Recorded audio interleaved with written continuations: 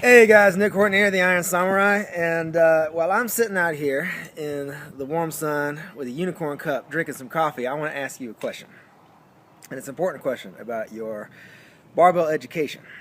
And I want you to think hard about this answer, and I also want to say I'm sorry if the wind gets crazy and it fucks with the sound a little bit. I'll try to talk loud. I know I'm a quiet man, and so that'll be hard for me to do, but I'm going to try it anyway. So the question I want to ask you is, if you were trying to learn Italian, that was your goal. You wanted to learn the Italian language. What would be the best way for you to do that?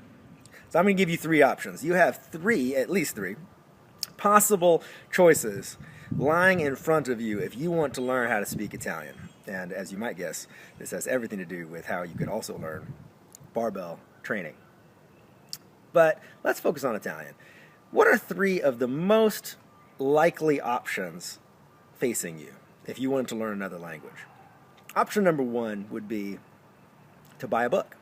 You go to Amazon right now, you click the button, kaboom, kabam, it shows up, kabam, that's not a word, it shows up on your door a couple of days later, and you're ready to rock. And you don't need anything else, right? The greatest thing about this option is that it's fast, it shows up on your door quickly, you don't need to rely on anybody else, there's not a community you have to join, nothing. You just buy a book, and you get to study. And because you are serious about this and you're not just screwing around, you actually are going to do it, right? You're going to take whatever's in this book and you're going to put it into practice exactly as it says.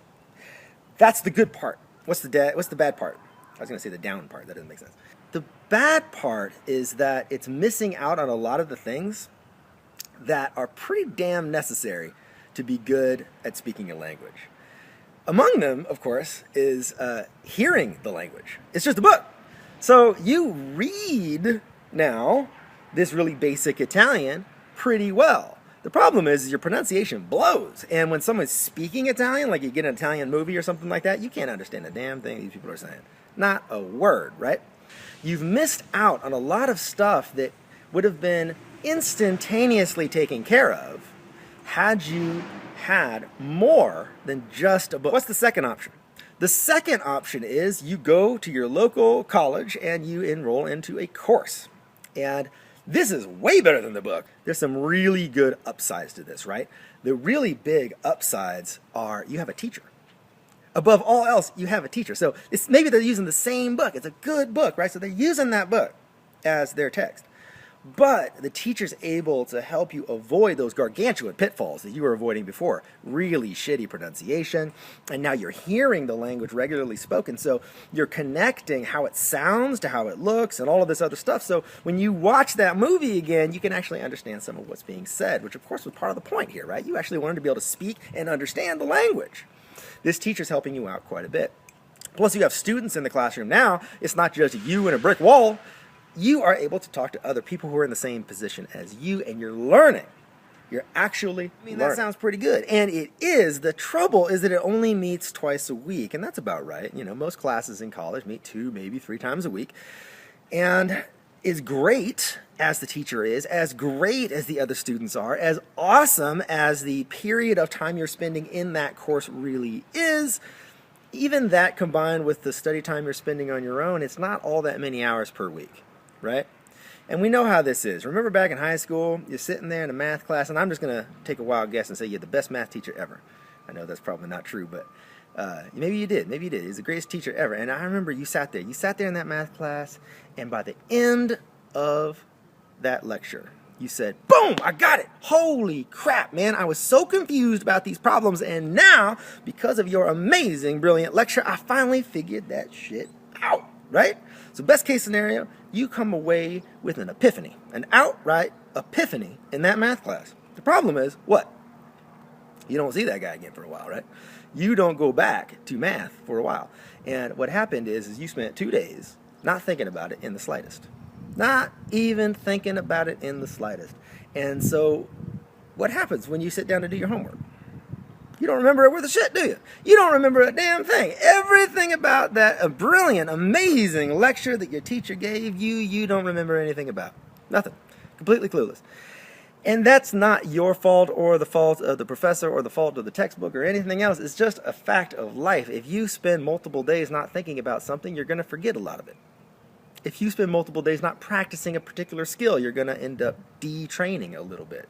That's just the way it works. And so if you have your time spent in a course spread out a lot, that means what you're doing is doing this kind of wave effect. 2 steps forward, 1 step back. You go really good, right? You got a couple of steps forward, maybe even 3 steps forward, but those days off, you're detraining a little bit every time. So what's the third option? Move to Italy for a month. That's it. I'm not saying the rest of your life. I'm just saying for 1 month. Commit. Move. Get out of your comfort zone. Move to a small town in Italy where they do not speak a lick of English and you are going to have to live, breathe, eat, and be Italian. Now I got to tell you, you already know, the third option is by far the most powerful way to learn. It's the one that is going to be the difference between those people who are going to say, yeah, I took Italian, back in college for a while. Or, yeah, I have this book on my shelf, and I'm totally going to learn Italian, eventually. That's going to happen, man. I absolutely have that in my bucket list. I'm totally going to do that. Versus the person who took the third option, who actually speaks Italian. Right? So, these 3 methods, they're the difference between somebody who's serious about learning this language and somebody who's not. Because even a person who maybe at first they took the college courses, or maybe at first they just read the book, anybody who's serious at some point or another is going to go. They're going to get out of their comfort zone. They're going to go to the country where the language is spoken that they want to speak, and they're going to put themselves in the middle of it. That's what's going to happen.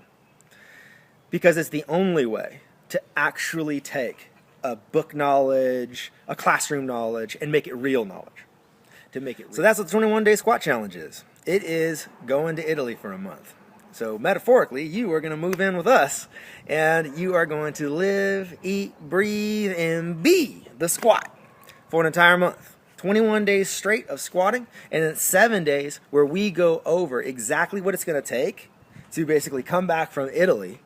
And instead of letting that knowledge that you gained, letting all that new skill set that you gained fizzle out, take it and run with it and go further. I don't believe in maintenance. Maintenance is a big giant joke. Who wants that? What I believe in is you really learn something and then you take it farther. There are 3 groups of people who are going to do awesome in an immersion style training, and this is exactly the people I target with the 21-day squat challenge, which again, at this point, there are literally thousands of people across the world who have done this, hundreds of people I've put through in person who have done this, and the data we've gotten over the last couple of years of running this thing has really dialed in for me exactly who this kind of a challenge is for.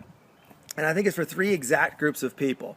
The first are, and I'll first tell you what they are, and these people are, and then I'll explain deeper what I mean. The first group is rank beginners. Second group are true intermediates, and I'll explain what that means. And the third group are crazy people. Crazy people who just love a good challenge. All 3 of these people do great on the 21-day squat challenge, and let me explain each one why. The rank beginners, when I say rank beginner, I don't mean you've never worked out before, obviously. If you're watching this video, you clearly have worked out before. You've probably done a fair amount of squatting in your life. You've probably screwed around with barbells a lot, right? It's pretty unlikely you're watching this and you've never even trained, ever. However, that doesn't mean that the level of actual skill in squatting and just general barbell training is all that much higher than a rank beginner. You might even be relatively strong, but your technique blows, right?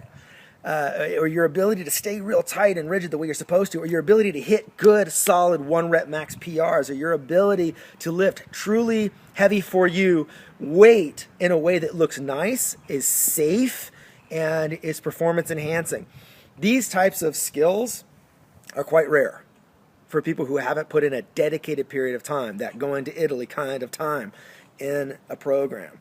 And most people who come to me are actually in this camp. They are physically fit, and they might even be pretty good at other athletic activities, but they're pretty darn bad at squatting. These are what I mean by a rank beginner, and these people do great. So if this is the category of person that you fit into, then this is a great boot camp of sorts. For beginners, the point is technique. The point is body control. The point is strength all around in your body, confidence with the barbell and all these other things. The second group of people are by far the majority of people who train with barbells. I fit into this category. I call them true intermediates. And that's anybody who's no longer a rank beginner, but is also not a true advanced athlete. And a truly advanced athlete is a person who is going to be lucky, very lucky, if they're getting 2 to 10 pounds added to that squat every year. They're at the genetic limits of what they're even capable of. They're probably injecting themselves with crazy substances you and I are not willing to inject ourselves with. And they're doing all kinds of crazy shit we're just not going to do. They train 5+ hours a day, every day, and they have been for a decade, right, or more. Those top-end, high-end athletes, I did not design the 21-day squat challenge for these people. I designed it for us, for you and I.